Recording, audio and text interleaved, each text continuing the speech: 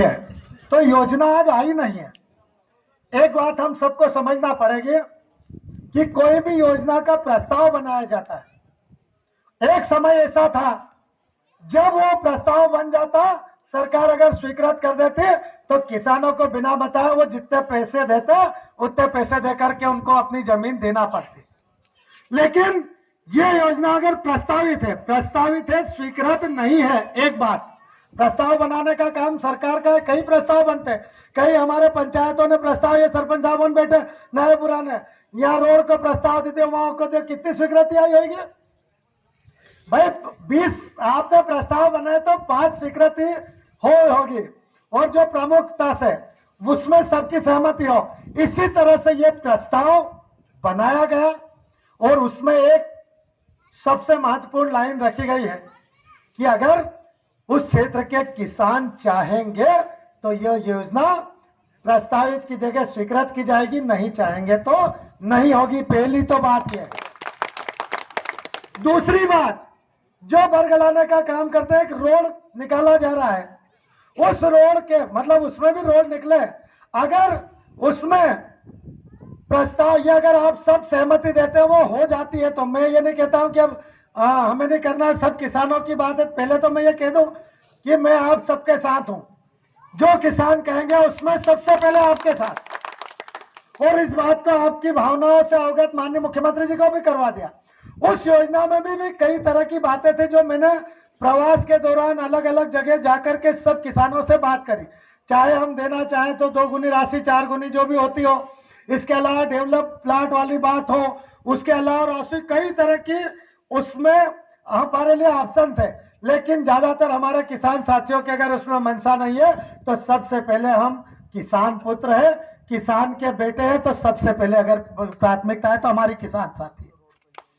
मैं आप सब समझ लें, अगर आप चाहते हैं कि हम सब माननीय मुख्यमंत्री जी भी इस बात से आपके सामने रूबरू हो, उनकी तरफ से भी आप सब चाहते हैं कि उनकी आपको स्वीकृति मिले कि आप जो चाहेंगे वो करें, तो आप, मैं तैयार हूं, जिस दिन भी जो चाहे किसान, 2 दिन 3 दिन जब चाहे आप मुख्यमंत्री जी से हम समय लेकर के आप सब चल रहे, मैं वो योजना को जैसा आप चाहेंगे वैसी होगी, नहीं होगी, सीधी बात है। बात यहां इसलिए कर रहा हूं कि जब कोई मुद्दा नहीं होता है, अब कोई प्रस्ताव हो गया उसके खिलाफ वो लोग मोर्चा खोलकर बैठे हैं जिन्होंने, अगर ये छगन है वहां से जनपद सदस्य, ये बताओ कि कितने साल से आपको यहाँ पर सोसाइटी बंद हो गई और उसका कारण कौन है? वो कारण लोग हैं जो करोड़ों रुपए उस सोसाइटी में से खा गए और आज तक रिकॉर्ड नहीं दिया है। और ऐसे लोग क्या किसानों का भला करेंगे? अगर किसानों की कोई बारे में सोचता है तो माननीय शिवराज सिंह जी, हमारे माननीय मुख्यमंत्री जी, माननीय प्रधानमंत्री जी, जो किसानों को किसान सम्मान निधि देते हैं, किसानों का बीमा चालू करते हैं, किसानों को राहत राशि उपलब्ध कराते हैं, किसानों को मुआवजे की राशि देते हैं। कोई किसान का, अगर गरीब परिवारों कोई किसान का हमारा साथी हो और वो किसी तकलीफ मुसीबत में आता है तो सबसे पहले अगर कोई चेहरा याद आता है तो माननीय शिवराज सिंह जी का याद आता है। ऐसे हमारे संवेदनशील मुख्यमंत्री जी है। और उनके खिलाफ अगर इस तरह की बात करेंगे तो क्या हम ऐसे लोगों को सहन करेंगे?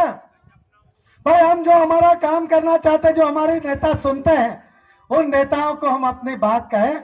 उन्होंने सीधे रास्ते आपके लिए खोल रखे हैं कि पहले किसान, उसके बाद ही कोई दूसरा काम। तो ये किसी को चिंता करने की जरूरत नहीं है।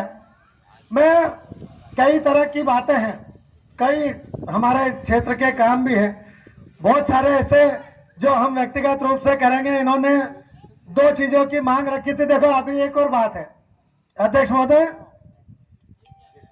मुखर्जी जी, ये गांव में अभी जैसे हमारे चलते हुए जब इनका भाषण चल रहा था हमारे अध्यक्ष जी का, उसी समय इन्होंने कहा कि एक और हमको यहाँ पर पूजन करना था, हैंडपंप का नहीं है, यहाँ पर बोरिंग की बात इनके द्वारा कही थी। तो तत्काल हमारे जो भी साथी यहाँ पर खड़े हुए हैं, इनमें से सभी आए थे, उन्होंने कहा हमारे मंदिर के पास में बोरिंग की आवश्यकता है। वो बोरिंग तत्काल इनका करवाया था। ये बोरिंग भी मेरे द्वारा करा गया है आप सबके आशीर्वाद से। उसकी मोटर भी दी गई है। यहाँ तक कि आज हमारे पंडित जी बैठे हैं। ये निर्माण कार्य पूरा गांव की एक कई दिनों से एक मंशा थी, लेकिन ये तार नहीं हट रहे थे।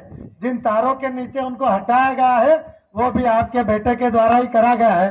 कोई ऐसा काम, कोई ऐसी बात जो हमारे युवा साथी हो, वरिष्ठ साथी हो, मैंने हमेशा अगर यहाँ कोई काम किया है, देखो अगर पहला 2018 में आपने आशीर्वाद दिया, एक साल तक तो खूब संघर्ष करा कि कैसे काम करा लूं, क्योंकि युवा था, मन में ललक तो है कि काम तो करना है। यहाँ किसी ने बता दिया तो नोट रहता है कि इसको कैसे मैं करा के लाऊं। लेकिन जब उस सरकार ने बिल्कुल ही अनदेखी कर दिया, आप सबकी आवाज बनकर अगर मैं गया था, उस अनदेखी को कर दिया था, तो मैंने उसके खिलाफ मोर्चा खोला था। सिंधिया जी ने उस मोर्चे को खोला था। उसमें जब समर्थन किया मैंने, इस पार्टी में आया, तो फिर मैं कोटि कोटि आपको धन्यवाद देता हूं कि उस आवाज को आपने 2020 में मुझे आशीर्वाद देकर बुलंद कराया, और जब वो बुलंद हुई है तब जाकर आज धरातल पर ये सारे काम आपको दिख रहे हैं।